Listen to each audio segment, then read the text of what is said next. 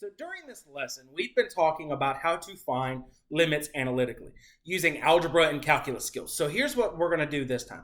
We're going to talk about some of those functions where the direct substitution property fails. We're going to talk about some properties where we get those indeterminate forms, which we talked about in the last video. So for instance, I cannot plug in -1 into this function to find out its limit, because if I were to try, I would get -1 squared minus 1 over -1 plus 1. Well, -1 squared is +1, and then I have 1 minus 1, which is 0, over -1 plus 1, which is also 0. Here's the thing.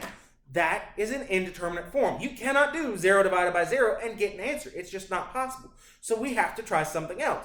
In comes dividing out and factoring technique. So what I'm going to do this time is I'm going to try to factor this numerator and see what happens. Now, it is the difference of two squares. So I'm going to split it up as x minus 1 and x plus 1.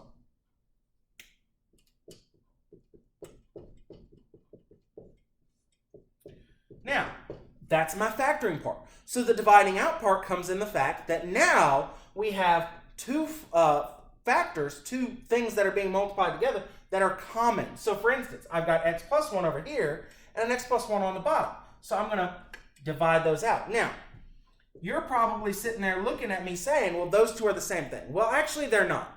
This function up here, the x squared minus 1 over x plus 1, is very similar to this x minus 1 function. The problem is this function can't have x equals -1.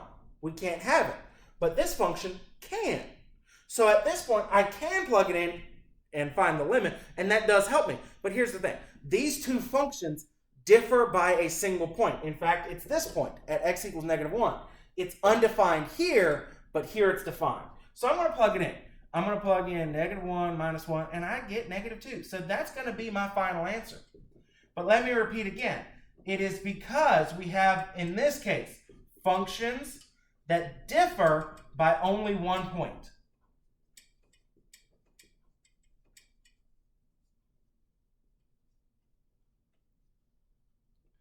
That's why this works. They differ by only one point. Now I'm going to try to do the same idea over here on this other one. Again, I can't plug in -4 because if I plug it in top, I get 0.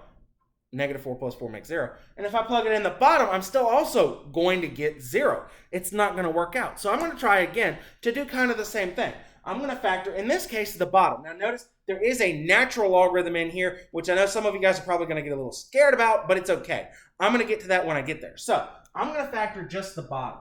So on top, I still got x plus 4 times the natural logarithm of x plus 6. Now on the bottom, that's going to factor into, let's see, it's got to multiply together to give me 24. So it's going to be either 1 and 24, 2 and 12, 3 and 8, 4 and 6, any of those. Well, in the middle, it's got to add together to give me 10. So that's going to be 4 and 6. And hopefully you guys already figured that out anyways without me explaining it, because it is, factoring. But in this case, you probably could have guessed it because it's got an x plus 4 on top. But here's the thing. In this case, again, you've got an x plus 4 on top and an x plus 4 on bottom. You can divide those out and they're gone. Here's the mistake I think people are going to make, though. In this case, you have the natural logarithm of x plus 6. And on the bottom, you have the x plus 6, no natural logarithm.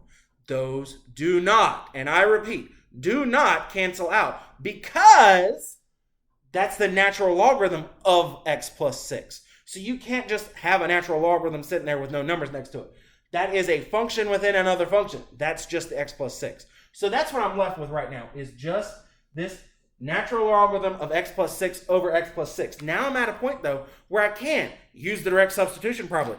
I can just literally plug in -4 and see what happens. So I'm going to type in natural logarithm of -4 plus 6 over -4 plus 6. -4 plus 6 gives me 2. So I'm going to do the natural logarithm of 2 over 2. Here's the thing, though. I don't even need to worry about it. The natural logarithm of 2 is not going to be a nice number. I can leave that as my final answer. This is an exact answer.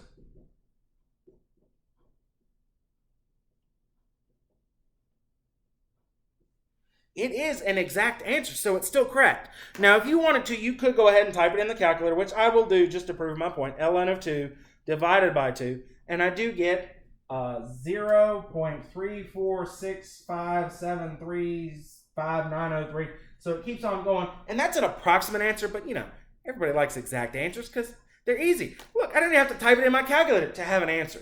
Just throwing it out there. So come back, we're going to talk about some more examples of other different types of techniques to help get rid of some of these indeterminate forms.